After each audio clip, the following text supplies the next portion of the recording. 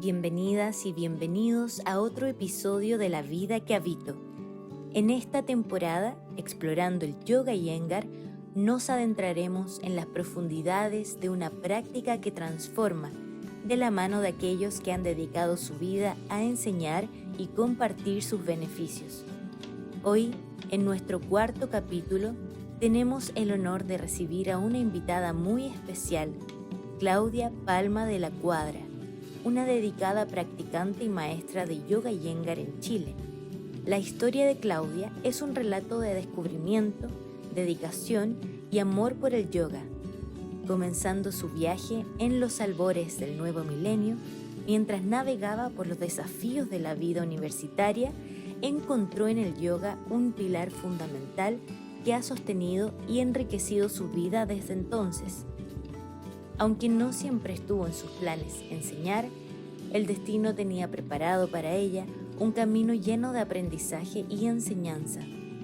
Certificada en el año 2008, Claudia se convirtió en parte de la primera generación de profesores certificados de Yoga Iyengar en Chile, marcando el inicio de una era de crecimiento y comunidad para este método en nuestro país. Con una certificación de nivel 3, Claudia no solo ha profundizado en su práctica y enseñanza, sino que también ha forjado una conexión profunda con el corazón mismo del Yoga Iyengar, viajando repetidamente a Pune, India, desde 2009. Su estrecha relación con el Rinki y la familia Iyengar es testimonio de su dedicación y pasión por compartir la esencia del yoga con autenticidad y profundidad. Hoy, Claudia nos abrirá las puertas a su viaje personal y profesional, compartiendo las lecciones aprendidas a lo largo de los años y su experiencia enseñando y practicando Yoga Iyengar. Prepárate para una conversación realmente inspiradora. Bienvenida, Claudia. Muchas gracias por estar aquí y compartir tu experiencia. Estamos emocionados de explorar contigo las maravillas del Yoga Iyengar. Muchas gracias por la invitación y muy bienvenida a mi escuela. ¿Podrías compartir cómo fue tu primer encuentro con esta disciplina y qué te motivó a seguir practicando? Fue hace mucho tiempo. La verdad es que yo no quería practicar yoga y fui prácticamente forzada por una amiga. En ese tiempo yo practicaba artes marciales y tenía una muy buena amiga que practicaba tai chi y me decía, tenemos que hacer yoga, el yoga te va a hacer bien, y yo no quiero ir a practicar con esos hippies, con un montón de prejuicios, y yo, no, déjame con mi disciplina, y me decía, no, pero es que vas a poder patear más alto, vas a ser más flexible, y yo, bueno, y ahí me convenció, y fuimos a practicar. Y llegamos a unas clases de Kundalini Yoga. Entonces, lo primero que yo practiqué en mi vida fue Kundalini. No enganché mucho con la práctica, me sentía un poco extraña en este ambiente donde la profesora se vestía de blanco y se hacía una respiración de fuego, a pesar de que desde niña yo estuve cercana a disciplinas orientales, porque mi mamá, que tenía cáncer y que había sido desahuciada en el 85, probó muchas terapias alternativas para poder seguir viviendo. Entonces yo desde niña tuve un acercamiento a eso. Sin embargo, cuando llegué a esta clase me sentía como fuera de lugar. Y como soy disciplinada, me quedé practicando como para darle una chance. Y estuve como 6 meses, casi un año. Hasta que dije, sabes que ya no quiero seguir practicando, no me siento tan cómoda. Y mi hermana, que estaba yendo a unas clases de yoga en el mismo lugar que era el huerto, me dijo un día, vamos a esta otra clase. Yo le dije, Javi, no, tengo universidad. En ese tiempo yo estaba en la universidad, estudiaba fonoaudiología en la Universidad de Chile, y mi hermana me insistió tanto que fui. Y llegué a una clase que era como Hatha Yoga, Iyengar Yoga de Chilean Way, y ahí me quedé practicando y me gustó. Al poco tiempo, el grupo de practicantes con el que practicábamos y tomábamos clases iba a ir a India. Estaba un viaje a India. Y si bien yo no estaba muy segura de ir a practicar yoga, no me quería comprometer a estar practicando solamente yoga en un viaje, sabía que quería ir a India.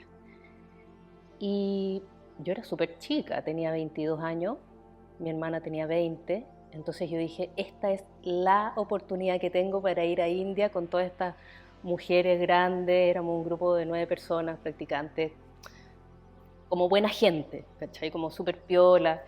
Y convencimos a nuestros papás y fuimos a India. Fuimos a Bangalore al sur a practicar con Arun, un profesor que ya había estado en Chile, que daba clases de Iyengar, y fuimos un mes. Finalmente practiqué un montón de yoga, me enganché allá con la práctica de la Iyengar porque era súper natural y cotidiano, ¿no? La gente que iba a practicar eran personas súper normales y practicaban con ropa súper normal, era, no sé, no eran atletas, ponte tú, ¿cachai? Era gente súper normal. Y nos acogieron muy bien. El profesor, su señora, nos acogieron muy bien, sobre todo a mi hermana y a mí, que éramos las más chicas. Y allí se dio que enganché con la práctica, aparte que el grupo con el que iba era un grupo súper motivado, todas apasionadas del yoga. Entonces también era fácil enganchar con esa pasión. Y a pesar de que yo quería viajar, solamente viajar, porque mi papá es piloto, la primera vez que yo viajé tenía 1 año, entonces me encanta viajar, enganché con el yoga y terminé practicando, no sé, desde las 6 de la mañana, 4 clases diarias, estudiando, y tuve un cambio muy importante de lo físico a lo psíquico. Fue como una experiencia un tanto extrema, pero quedó muy en evidencia para mí la conexión entre el cuerpo y la mente por esa experiencia en particular. Y es que durante una semana estábamos haciendo un intensivo de práctica de arcos y yo llevaba poco tiempo practicando. Una semana intensiva de arco y estábamos haciendo Urdhva Dhanurasana desde la silla, repeticiones, un montón de repeticiones, no sé, 10, 15, 20 Urdhva Dhanurasana desde la silla, y de repente me empecé a sentir mal, mal, no sabía lo que me pasaba, simplemente me sentía mal, y me senté en la silla, y Arun me dice, Claudia, ¿te sientes bien? Y yo, no, y me puse a llorar,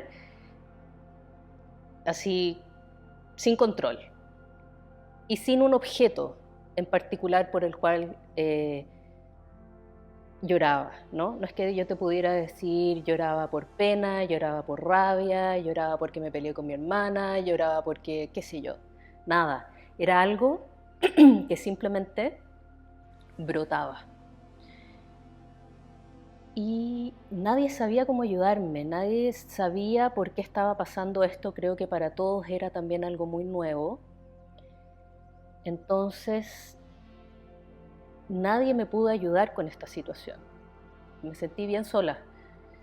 Llegué a Chile y seguía llorando porque fue como abrir una llave y claro, ¿no? Surgieron muchas emociones relacionadas con traumas infantiles, con experiencias de vida. En ese momento mi mamá tenía cáncer y estaba muy mal, pero además yo tenía otras memorias de trauma que empezaron a salir a través de la práctica del yoga. Cuando volví a Chile empecé a hacer terapia corporal con una psicóloga, entonces hacer todo un proceso terapéutico desde el cuerpo a lo psicológico. Y eso me ayudó a seguir procesando mientras también seguía practicando. Entonces eso fue una motivación sin duda para seguir practicando. Y porque a pesar de que lloraba o que me sentía mal, cada vez que atravesaba ese estado, después me sentía mejor. Y una vez que salía esa emoción, una vez que salía ese llanto, me sentía más liviana, me sentía mejor. Y ya con esa guía que fue más psicológica, eh, pude tener una guía, pude tener un camino y eh, el camino para poder practicar sola, porque esas cosas se procesan en tu práctica personal, no en una clase. Y también eso me ayudó para después, con los años, poder ayudar a mis alumnos cuando les pasaba algo similar, porque la verdad es que en clase se me ha puesto a llorar varias gente en Viparita Dandasana particularmente. O sea, Viparita Dandasana es una postura que te abre, y cuando la gente empieza con los síntomas de que se va a poner a llorar, como que no puede respirar, que se angustia, que no puede tragar, ya me doy cuenta, lo saco, o hay gente que se pone a llorar y sé qué hacer en la clase para calmarlo. Me pasó ahora en India, en el último viaje que hice a India en octubre. Yo estaba ayudando en la clase de Abhijata y había una practicante de Escocia, una chica de Escocia muy jovencita que llevaba muy poco tiempo practicando yoga. Entonces tomaba la clase de principiante y al finalizar la clase se pone a llorar. También, ¿no? A llorar así, porque no es un llanto de tengo pena, no es una cosa que no se puede controlar, porque son memorias que están. Entonces se pone a llorar, Abhijata nos llama a los profesores y dice, bueno, cuando alguien llora, eh, así, ¿no? Es porque está saliendo este contenido. Cuando la gente llora, los forward bends, es porque es más de un vacío. Y se acercó, la contuvo, eh, súper tranquila. Fue lindo ver cómo Abhijata manejó esta situación y el respeto de todos los demás profesores del instituto hacia ella, dándole privacidad, dándole apoyo, pero sin invadir. Y yo me acerqué a ella, entonces la contuve, la senté, le expliqué un poco qué es lo que pasaba y Abby le dijo que fuera a la clase terapéutica para lidiar con esto que le estaba pasando. Y me dijo a mí que la ayudara. Entonces, habiendo pasado yo también por estas cosas aquí en India, entonces, no sé, Abhijata me conoce y me dijo ayúdala a ella y nos fue guiando en el proceso para que esto saliera de una forma más amable, ¿no? Así es que ese fue, bueno, me alejé un poco de la historia, pero bueno, así fue mi acercamiento. Fue primero en el Kundalini Yoga, después hacia esta práctica de Hatha Yoga, también hacíamos Vinyasa, hacíamos Power Yoga. No había, en esa época, cuando yo empecé a practicar, no había ningún profesor certificado en Chile. No había ningún profesor certificado en Chile, entonces no había realmente un método. Por eso digo Iyengar de Chilean Way, que no tiene que ver, no lo quiero decir de una forma peyorativa, pero es lo que es nomás. Eh, entonces tomábamos clases con profesores certificados que venían a Chile y yo también viajaba a otros países a tomar clases, ¿no? A Argentina, con los talleres de Lois, de Kevin, con la Marina Cheselón, y a Perú con Arun, cuando venía Arun tomaba Arun, en fin, así tomaba las clases. Pero fue particularmente en India donde tuve este cambio que yo dije, bueno, aquí pasa algo interesante, importante, que me hace bien, que es difícil, pero que me hace bien, entonces continúo. ¿Qué suceso te llevó a dar el paso hacia la certificación en el método Iyengar a pesar de que al principio no estaba en tus planes? Sí, bueno, no estaba en mis planes practicar yoga y mira dónde terminé. No estaba en mis planes ser profesora de yoga y mira dónde terminé. La vida me va poniendo así, como que siento que me ha ido encajonando mucho hacia el camino en el que estoy ahora, ¿no? Porque yo estudiaba en la universidad fonoaudiología y mi plan era terminar, irme a Europa o a Estados Unidos a hacer un magíster, un posgrado y trabajar en eso, sobre todo en el departamento de habla de neurología adulto. ¿Qué pasó? Cuando estaba en el último año de la universidad, mi hermana se operó y por una negligencia médica quedó en estado vegetal. 5 meses después mi mamá murió. Como te comentaba antes, ella tenía cáncer. Y después de lo de la Javi, estuvo muy mal y se fue en picada y falleció.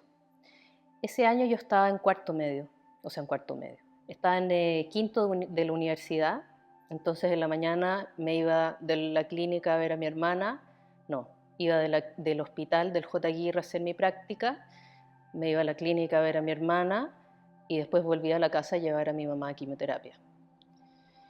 Y tenía que hacer además todas mis cosas solas, ¿no? Lavar la ropa, cocinar, hacer aseo, en fin. Entonces, estaba tan sobrepasada, tan triste. Yo tenía 23 años, que congelé la universidad, con el pesar de mis padres y de mis profesores, porque todos insistieron para que no lo hiciera. Congelé la universidad ese año porque me faltaban 2 exámenes y el examen de grado, pero en verdad yo no daba más, estudiaba en las salas de espera, no se sabía bien qué iba a pasar con lo de mi hermana, yo era muy cercana a mi mamá y la veía cada vez peor, entonces no daba más. Entonces cuando yo empecé a dar clases de yoga, fue porque estaba en esta pausa de mi vida en la que había quedado. No porque yo quisiera, yo no quería empezar a dar clases de yoga. Yo estaba en esta pausa y yo practicaba porque era lo único que me mantenía tranquila, relativamente tranquila. Y me empezaron a pedir reemplazos y empecé a dar clases cada vez más seguido, después de forma fija, pero en mi mente yo seguía en algo temporal. No era algo que yo había decidido hacer, era algo que había sucedido. Entonces, cuando vino José María Vigar a Chile a hacer la formación de profesores, yo no lo iba a tomar. Además, no tenía ni uno, ¿te puedes imaginar? No tenía ni un peso. Entonces no tenía cómo pagarlo tampoco. Entonces no lo iba a tomar y José María dijo, había tan poca gente inscrita para esa formación, que dijo, voy a hacer una clase gratis para que vean qué es lo que yo hago. Y dije, ¿una clase gratis? Voy a ir a probar. Y en esa clase yo dije, ¡guau! Aquí hay método, esto tiene sentido, hay coherencia. Todo lo que había aprendido en los talleres, en los intensivos en Chile, en Argentina, en otras partes, en India, empezó a cuadrar en mi mente, empezó a tener un orden, que eso es el método Iyengar, ¿no? Por eso es el método. Y yo dije, bueno, si voy a hacer esto, aunque sea de forma temporal, entonces lo voy a hacer bien. Y fue ahí cuando decidí realmente ser profesora, ¿no? Dije, si voy a hacer esto, aunque sea de forma temporal, lo voy a hacer bien, lo voy a hacer lo mejor que pueda, y ahí me decidí. Y cuando yo tomo una decisión, voy con todo, ¿no? Y entonces me comprometí completamente en esa formación, y de ahí estuve, ¿no? 9 años, los 9 años que estuvo José María. Considerando tus frecuentes viajes al Ramamani Iyengar Memorial Yoga Institute en Pune, India, ¿podrías compartir alguna experiencia o enseñanza significativa que hayas adquirido durante tus visitas a esta prestigiosa institución? Una experiencia. Son muchas experiencias. El Rimji para mí es una enseñanza, es un aprendizaje de comienzo a fin, todo, completo. Haber conocido a Guruji y a Gita, haber estado en las clases de Gita, inspirador, ¿no? El ojo de Gita, el refinamiento de la práctica, la madurez de la práctica y de la enseñanza, ver a Guruji practicar todos los días a la edad que tenía cuando yo fui, realmente impresionante. Siempre me sentí bien acogida. Yo cuando voy me siento como en mi casa. Sí, me acuerdo una vez, bueno, conocer a Guruji fue una gran experiencia, conocerlo en su casa, conocerlo en su ambiente, en su elemento, como cuando él llegaba llenaba todo el espacio con una energía tan poderosa y amistosa al mismo tiempo. Verlo jugar con sus nietos con un cariño hermoso, precioso. Me acuerdo que una vez yo estaba ayudando en la clase terapéutica, esto fue el 2011, y yo estaba ayudando a mi profesora senior, y habían más profesores senior. Todos estos son personajes súper famosos. Un día faltaron todos y quedé yo sola, y estábamos ayudando a un norteamericano, no sé, gigante de 1,80 m, 1,90 m, grande, que se había operado la rodilla, y yo soy chiquitita. Bueno, él estaba tratando de salir de Shirshasana colgado y no podía. Entonces, bueno, no hay nadie, me acerco y lo ayudo. Y lo sigo ayudando porque además me conocía al pie de la letra su secuencia y qué es lo que había que hacer. Las clases médicas son súper exigentes. Y Guruji estaba ahí presente en la clase médica. Estaba Guruji, Gita, Sunita. Yo estaba de espalda a la tarima. Y Bill estaba en las cuerdas, hay una pared con cuerda, en la pared de las cuerdas, mirando hacia la ventana, de espalda a la tarima. Y estaba haciendo un Utthita Trikonasana con un ajuste, con un cinturón en la cabeza de la tibia, hacia la argolla. Y yo miraba esta postura y decía que hay algo que no está del todo bien. Está bien, pero aquí hay algo que no funciona del todo y no alcanzaba a darme cuenta qué era, ¿no? Y veo de regojo que se viene acercando Guruji. Y dije, ¡ah! Me van a retar. ¿Qué hago? Voy a la sala de props a buscar algo, me arranco. No me quedé y Guruji se acercó y me dijo, dile que doble la rodilla. Bill, dobla la rodilla. Ajusta el cinturón. Ajusté el cinturón. Dile que estire la pierna. Bill, estira la pierna. Miró, dijo, y se fue. En el fondo, lo que hizo Guruji fue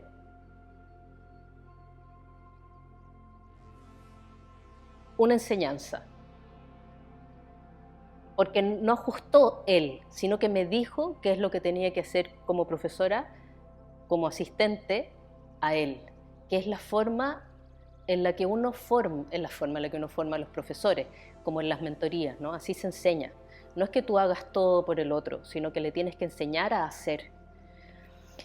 Y además porque Guruji desde la tarima, que era bastante lejos, a sus 90 años, fue capaz de identificar aquello que yo no era capaz de identificar estando ahí mismo, ¿no? Que era un reflejo de la fineza y la agudeza de la comprensión del asana, de su visión a tal distancia, de entender toda la situación. Bueno, por eso era quien era, ¿no? Y eso fue lindo para mí, fue muy lindo. Lo otro que me marcó del Rimji fue también en las clases terapéuticas, me decía esta persona, Claudia, que yo lo estaba ayudando, tú realmente ayudas a la gente, no solo me estás ajustando, me estás realmente ayudando. Y a mí me generó un impacto, como que me removió mucho, ¿no? Por, qué sé yo, inseguridades, porque siempre partí chica, porque en los grupos siempre fui la menor, no sé. Y estando con tanta gente, en profesores súper senior, famosos, me surgían inseguridades. Entonces me marcó.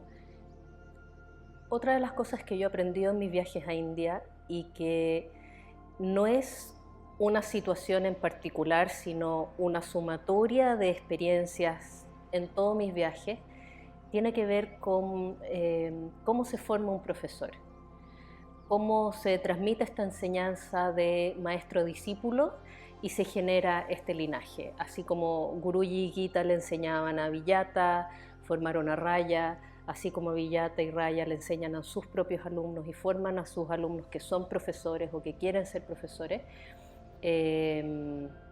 Lo he ido viendo a través de los años y es muy particular, y así es como yo también quiero formar a mis profesores, ¿no?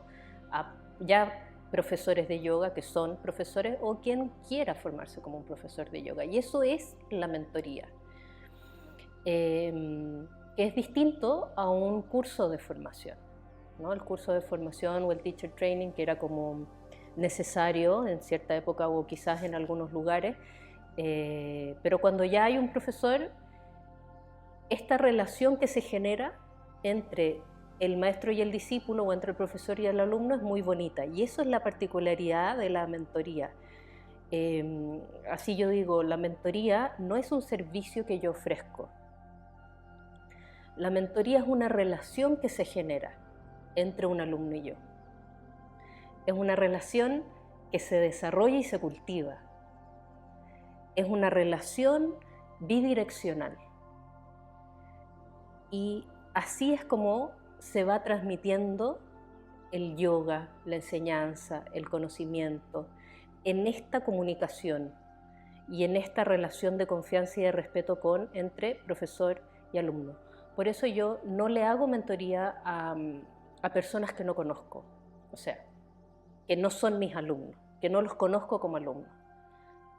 Por lo menos necesito que sean alumnos míos un año, porque en ese año yo voy a ver si llega tarde, cómo es su disciplina, cómo es su integridad, cómo cumple con distintos requisitos, porque yo no quiero obligar a nadie. O sea, yo no voy a estar recordándole a un profesor que tiene que llegar a la hora, no voy a estar recordándole que tiene que venir a clase, es cosas que para mí son muy básicas, muy básicas. Respeto, qué tan receptivo es al aprendizaje, a las correcciones, a las sugerencias, o si se resiste. Todo eso yo lo voy viendo a lo largo de un año. No me voy a encontrar con eso de pronto en una mentoría. Y así lo hacían también, así lo hacen en el Rinzai. Entonces, se forman estos profesores en una relación cercana casi familiar, ¿no? Y creo que esa fue la intención también de cómo cambiaron los formatos de examinación a nivel mundial por las directrices del Rinzai. Y para mí, de las cosas más lindas que me ha pasado en la vida es tener esta relación con mis profesores. Yo tengo una relación cercana con mis profesores y que se ha cultivado con el tiempo y a través de las experiencias, ¿no? Por ejemplo, y esto tiene relación con otras cosas también, ¿no? Pero, por ejemplo, a Gabriela Yubilaro yo la conocí más o menos en el 2005 en Chile. Ella venía a Chile por razones personales, no venía a dar yoga, venía por razones personales y aprovechó de enseñar unos workshops, unos talleres de yoga. Los organizaba Claudia, se me olvidó su apellido, era Claudia y un apellido extranjero, no me acuerdo. Y después Gabriela terminó esos asuntos personales con Chile y no vino más. Entonces, el 2011, cuando yo fui a India, nos encontramos allá, coincidimos y compartimos todo un mes, ¿no? Ayudando en la clase terapéutica, practicando en India, uno sale a comer, qué sé yo, se conoce, ¿no?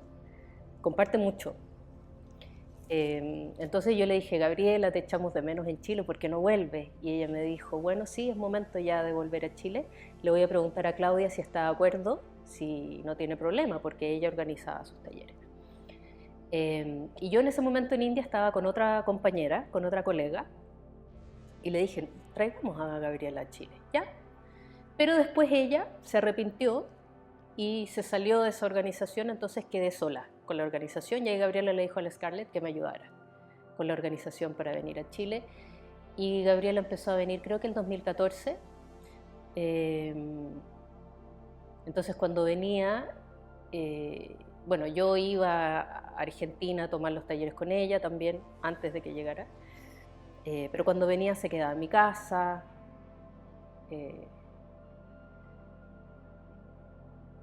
Y teníamos una relación más familiar, que es lo que te decía, esta relación con los profesores, ¿no?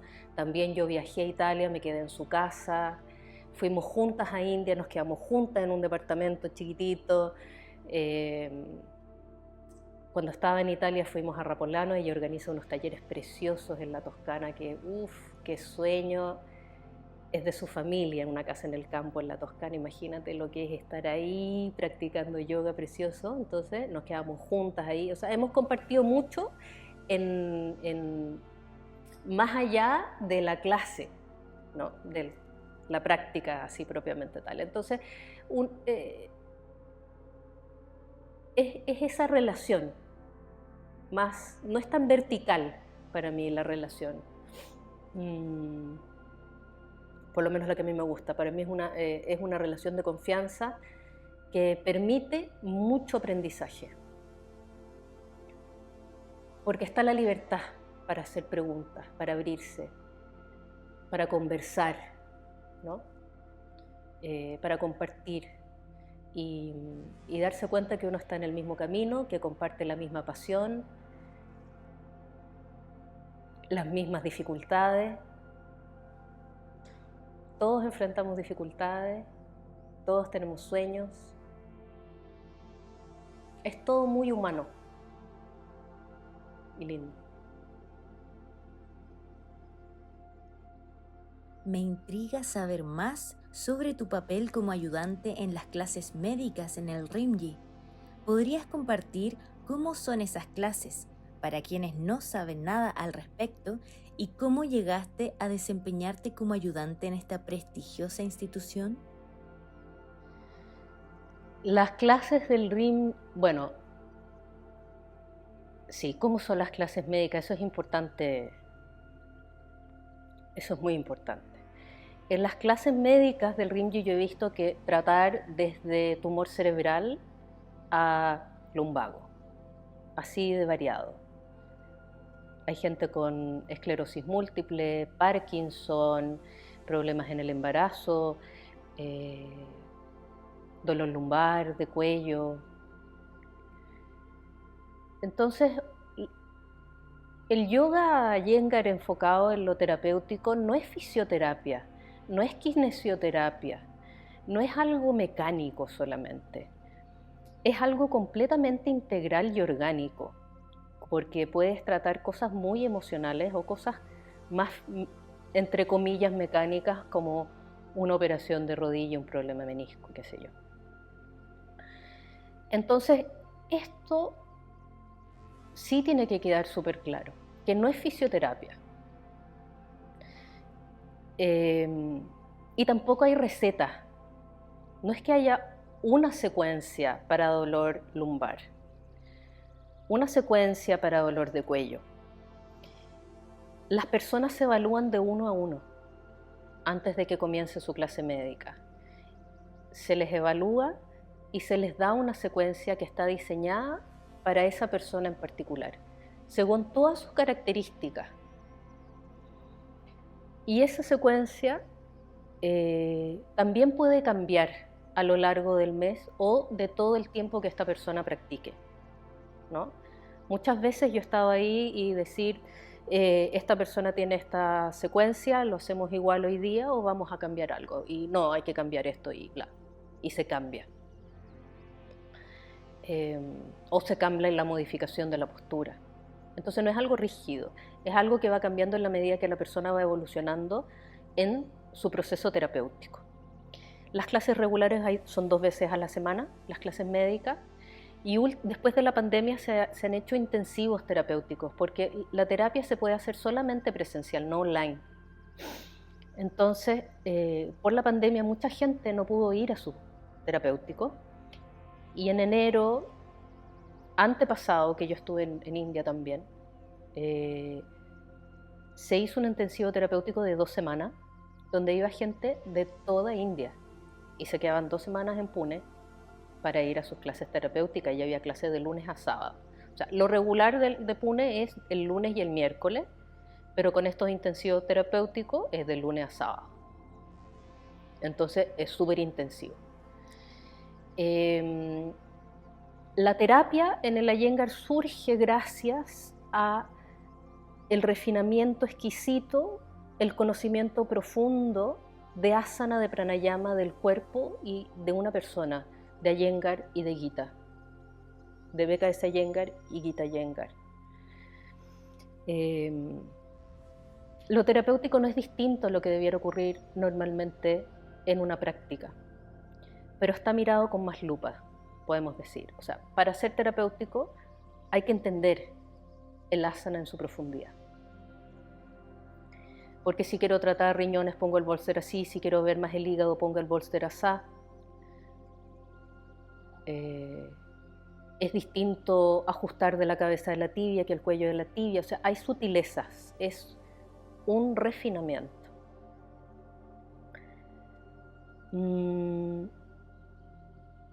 Y eso lo digo porque también he visto que el yoga Iyengar ha influenciado en el mundo, ¿no? ¿Cuántos yoga hoy en día usan un ladrillo, un cinturón, un bolster? Los fisioterapeutas. Hay sitios ahora que yo he visto en Instagram, por internet, que usan cosas de Iyengar, sin decir que son Iyengar. Capaz que ni siquiera sepan que todo eso es de Iyengar, pero los ha influenciado mucho. Entonces, por eso quiero recalcar que la terapia que se hace en la metodología es distinto a lo que se hace. No es solamente usar implementos, ¿no? Hay un concepto más profundo. Bueno, en esta clase terapéutica, todas las personas están haciendo su secuencia y su práctica personal. No es que todos sigan una clase, ¿no?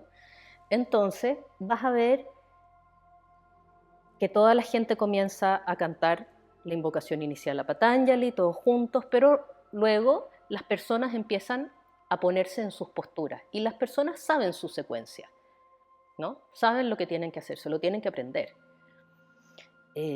Y tienen ayudantes que son los profesores.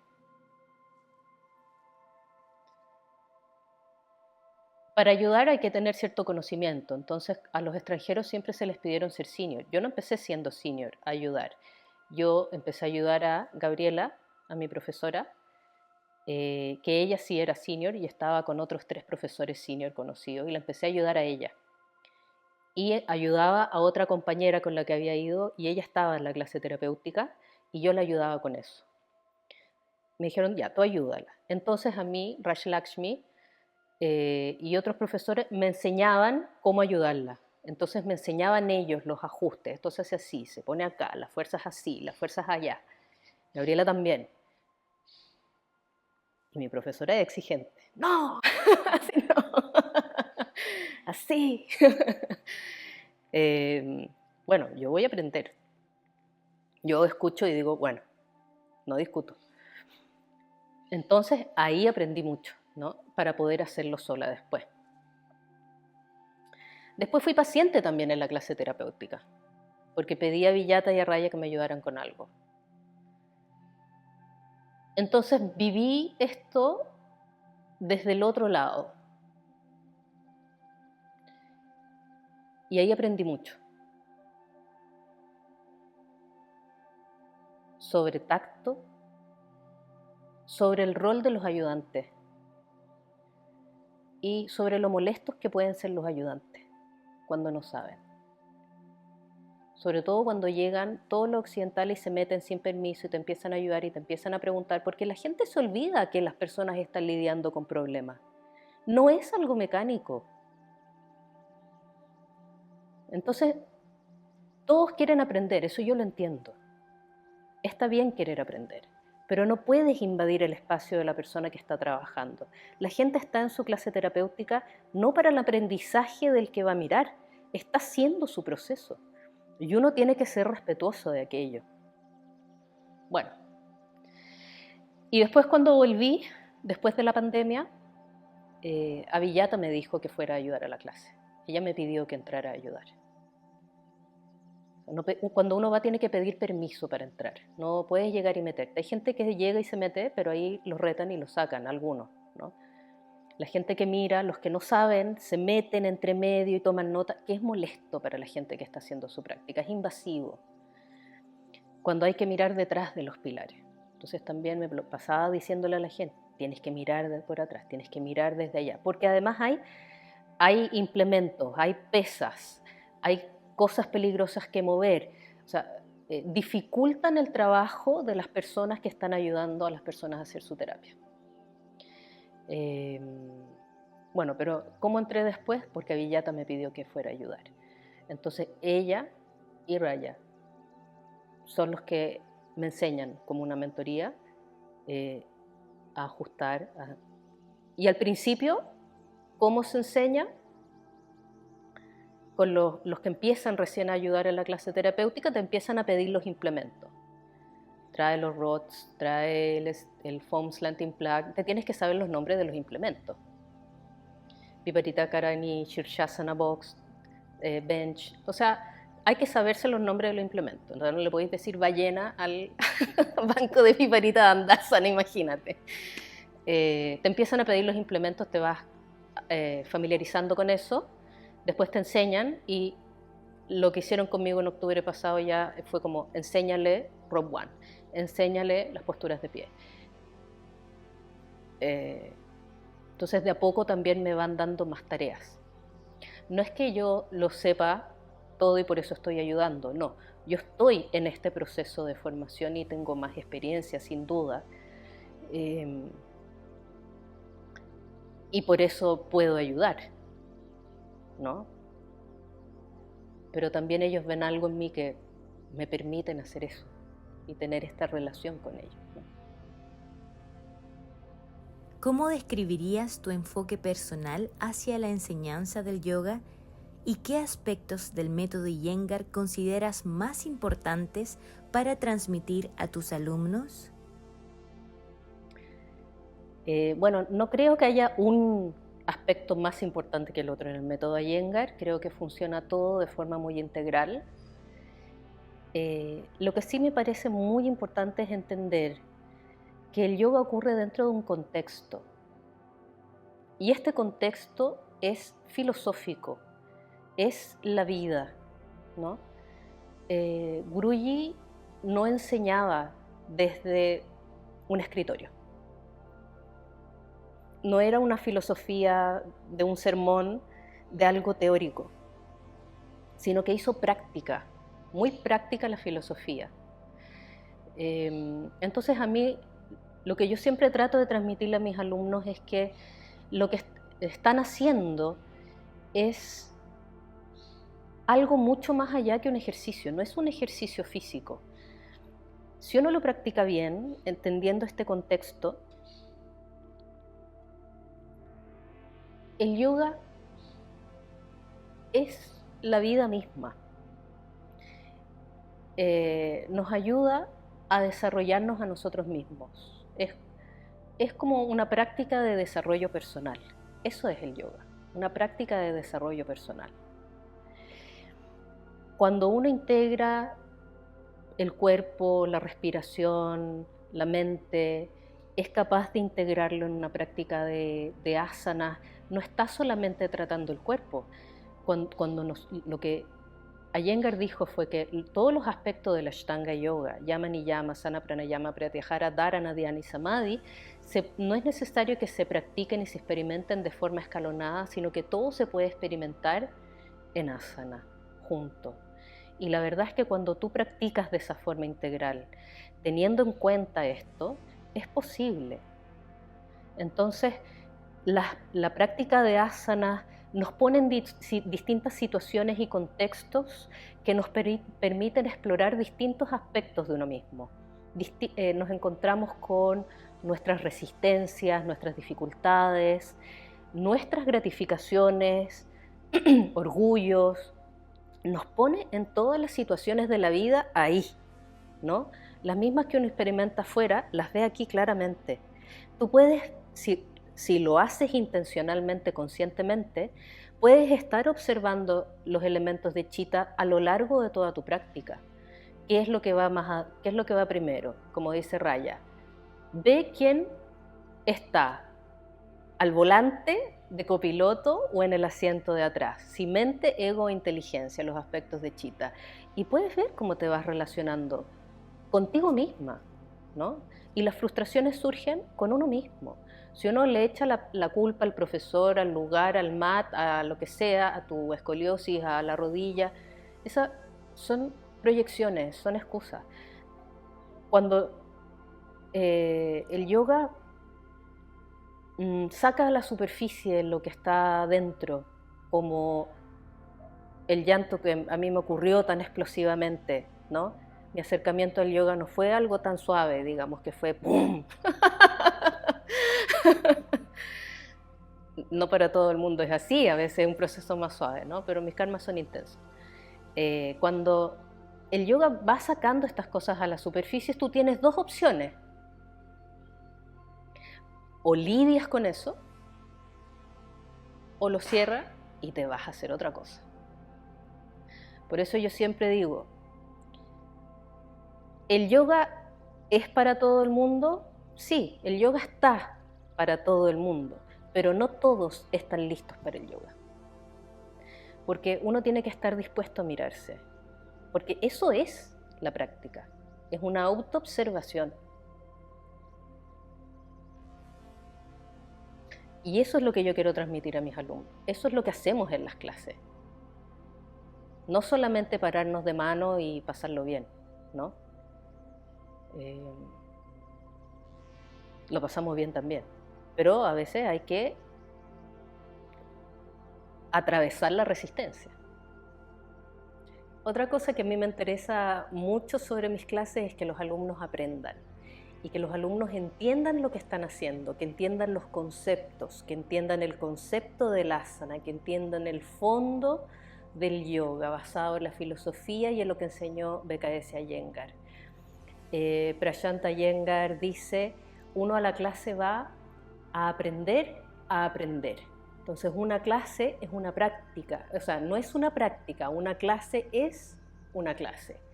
Y después la práctica es cuando uno está solo, es la práctica personal. Cuando uno está en la práctica personal, aplica lo que aprende en clase y además descubre más cosas sobre uno mismo. Es un camino que se hace. La práctica personal es un descubrimiento de uno mismo. El yoga es un descubrimiento de uno mismo. Entonces, yo voy más allá de decirle al alumno si necesita 5, 4 o 7 mantas para hacer Sarvankasana. Lo que me importa es que entienda por qué tiene que hacer con 3 mantas o con 4 mantas. ¿Por qué tú tienes que hacer, por ejemplo, Supta Virasana de esta forma y no de esta forma? ¿Por qué tú tienes que hacer Sarvangasana de esta forma? ¿Por qué se tiene que poner el soporte para el cuello y no lo hacemos directamente en el suelo? En el fondo entender, porque de esa forma el alumno es independiente.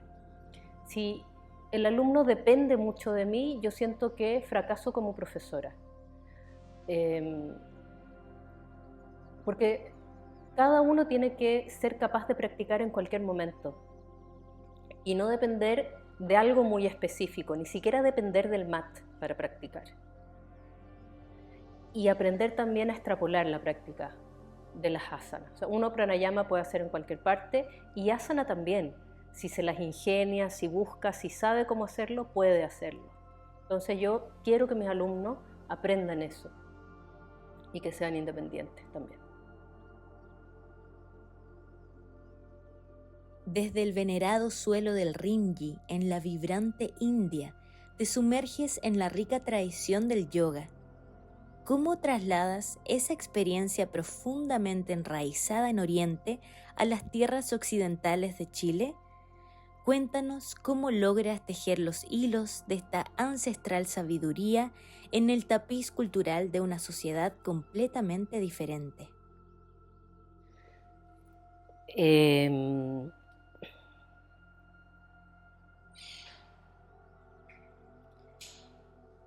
Creo que no lo adapto mucho, Para mí, el yoga vivido en India, lo que yo experimento en el instituto y de la mano de los Iyengar, es lo que para mí tiene sentido. Es ese yoga de India el que para mí tiene sentido, el que resuena conmigo. Por eso voy. No voy porque es una tarea, no voy porque es una obligación de ser profesora, no voy porque quiera obtener un nivel de certificación. Voy porque es importante para mi vida, para mi existencia, para mi camino. Y como eso es lo que para mí es la verdad, es lo que yo enseño. Mi enseñanza es una consecuencia, es como un subproducto de mi práctica, de mi camino, de mis experiencias de vida. No lo fuerzo para la enseñanza. No es que yo quiera enseñar como alguien, ¿no? Surge. Entonces, creo que no adapto mucho a esta cultura, lo que yo aprendo, porque siento que eso es lo que para mí es importante. Por lo tanto, si para mí es importante, lo transmito así. Y las personas que vienen son las personas que resuenan con eso también. Yo no soy tan popular, yo no soy tan occidental para estas cosas. O sea, hay un montón de otras escuelas que tienen más alumnos, otros métodos de yoga que son mucho más occidentales y que están llenos de gente. Yo no, pero no importa porque mi corazón está en esto. Entonces no creo hacer tanta, por lo menos no de manera consciente. Desempeñaste un papel fundamental dentro de la Asociación Chilena de Yoga Iyengar, asumiendo la responsabilidad de presidenta. Nos encantaría saber cómo viviste esa experiencia y qué significó para ti en tu trayectoria con el yoga. Bueno, claro, eso fue una responsabilidad altísima dentro de la comunidad Iyengar, ¿no? Asumir esa responsabilidad. Ahora, tampoco es que surgiera de la nada, yo fui de las socias fundadoras del yoga Iyengar, o sea, era de las practicantes de los orígenes del yoga a Iyengar en aquel momento, que no le podemos decir a Iyengar, pero vengo de ese grupo de los más antiguos y entonces formamos la asociación y siempre participé de alguna forma. También formé parte del comité de formación y de examinación, fui examinadora.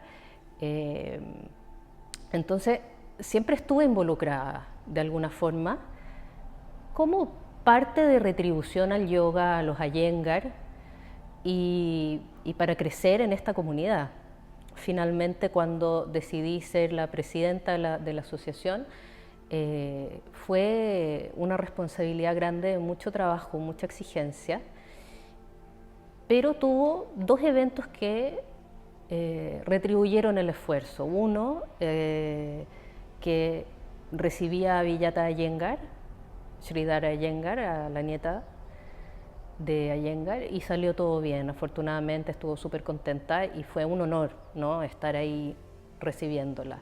También a Raya Umadata, que es uno de los profesores más importantes del instituto, muy cercano a la familia Iyengar, es casi una Iyengar más.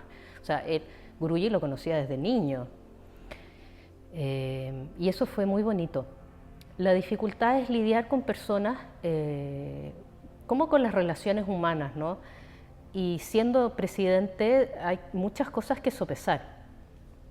Entonces fue exigente. Pero me quedo muy tranquila que en vez de criticar desde el escritorio como un hater, yo dije, voy a hacer algo para cambiar algunas cosas si es que se puede, ¿no? Y participé activamente y me comprometí, como te decía, cuando yo tomo una decisión me comprometo y lo hice. Así es que me quedo tranquila con la responsabilidad con los Iyengar cuando después por razones personales y para dedicarme más a asuntos muy, muy, muy personales, renuncié a ser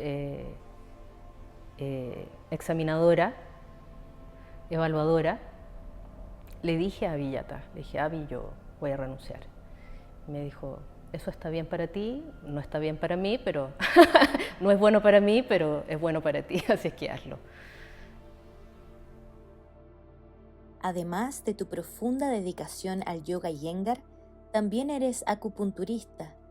¿Nos podrías contar cómo comenzó tu interés y formación en acupuntura y si encuentras alguna conexión entre esta práctica y el yoga que enseñas? Bien, la primera vez que yo vi un anuncio sobre acupuntura fue en la universidad, en la Facultad de Medicina de la Universidad de Chile. Y en ese momento pensé, wow, qué difícil, no podría aprenderme esa cantidad de puntos, pero qué interesante. Luego mi mamá falleció, como te contaba, ¿no?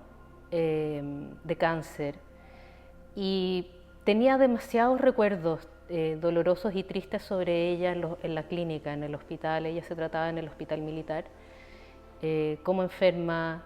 Y después lo de mi hermana, que mi hermana vivió 18 años en estado vegetativo, de conciencia disminuida.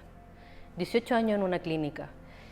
Y yo la iba a ver al principio prácticamente todos los días, después 3 veces a la semana, y me encargaba de que estuviera bien, de que, en fin, de que todo funcionara.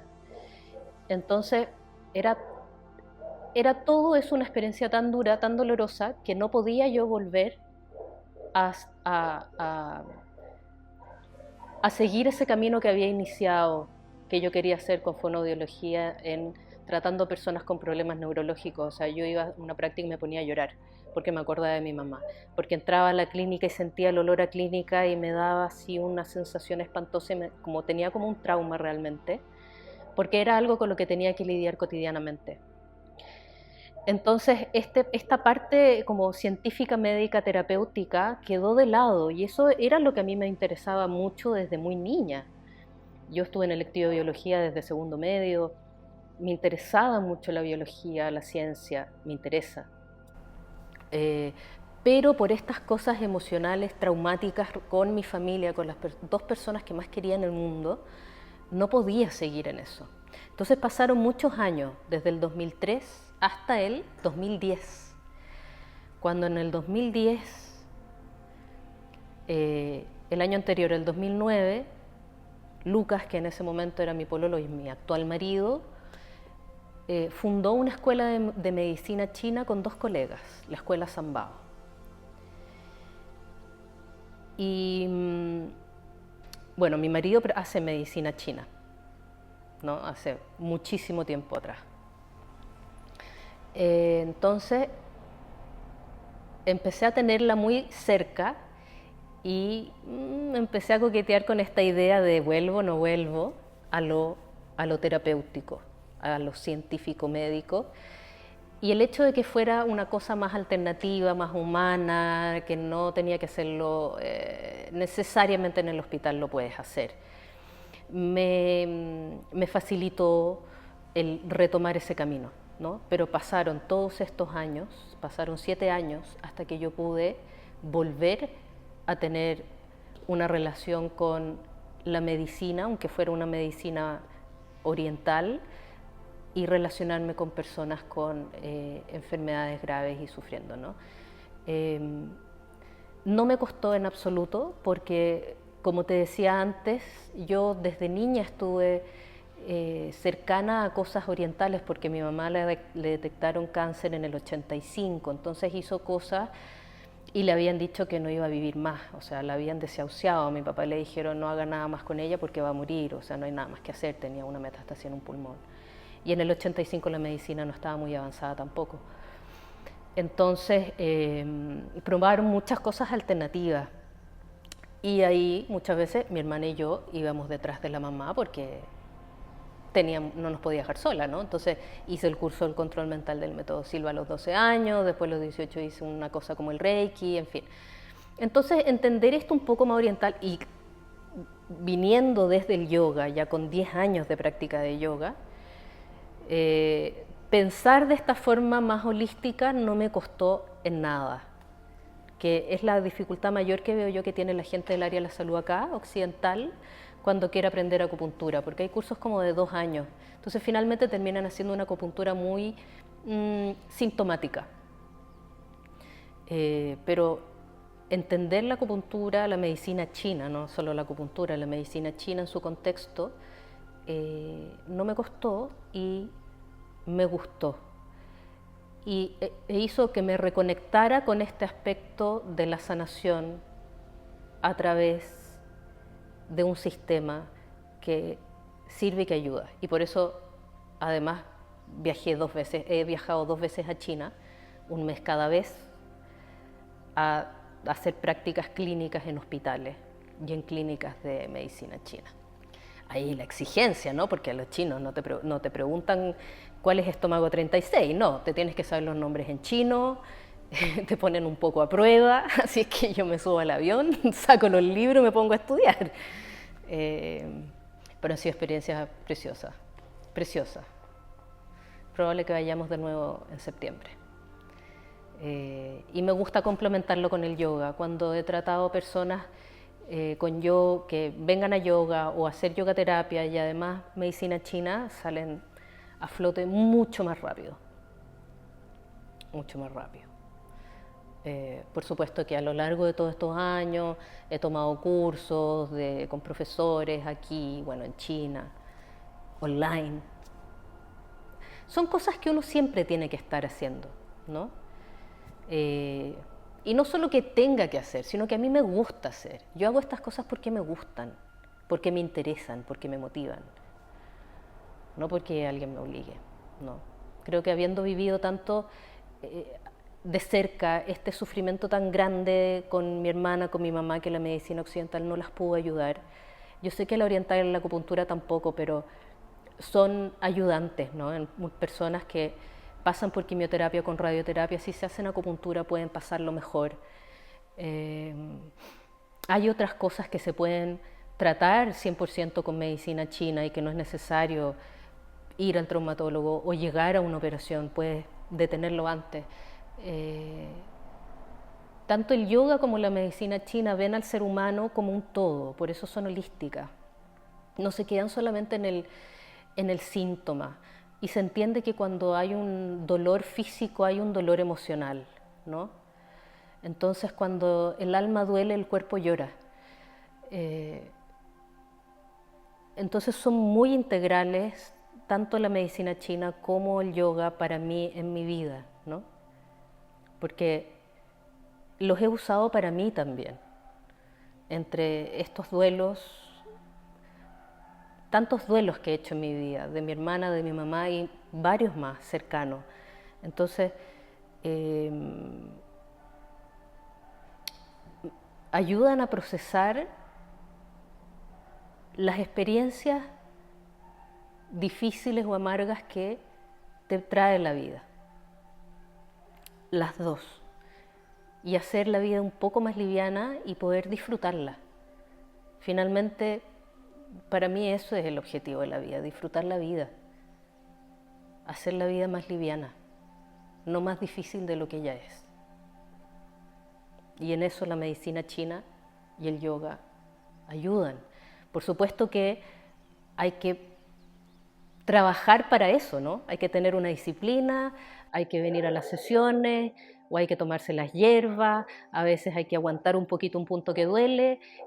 Todo tiene unos pequeños precios que pagar, pero que después la recompensa es grande. Para ir terminando, más allá de las definiciones que encontramos en la literatura, ¿qué significa personalmente para ti el yoga?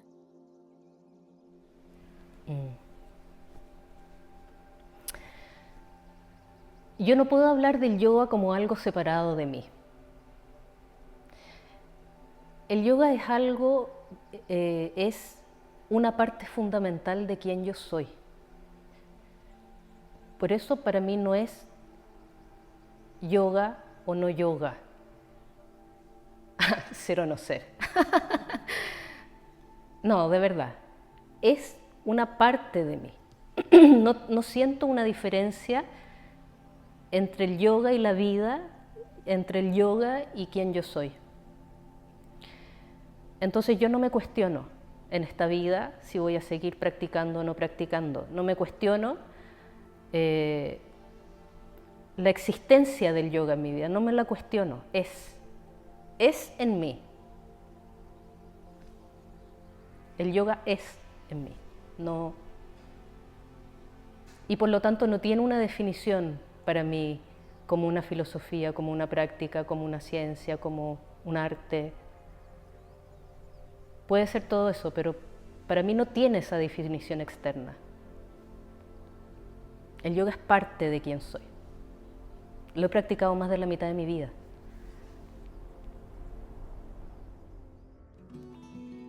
Quiero agradecer sinceramente a Claudia por compartir tan generosamente su camino y experiencias personales tan profundas con nosotros. Su fortaleza y apertura son verdaderamente inspiradoras. A ti, que nos acompañaste en esta entrega, te agradezco profundamente por ser parte de esta conversación tan conmovedora e iluminadora. Este capítulo ha sido un reflejo de la vida misma, lleno de aprendizajes, resiliencia y humanidad. Nos vemos en el próximo episodio de La Vida que Habito.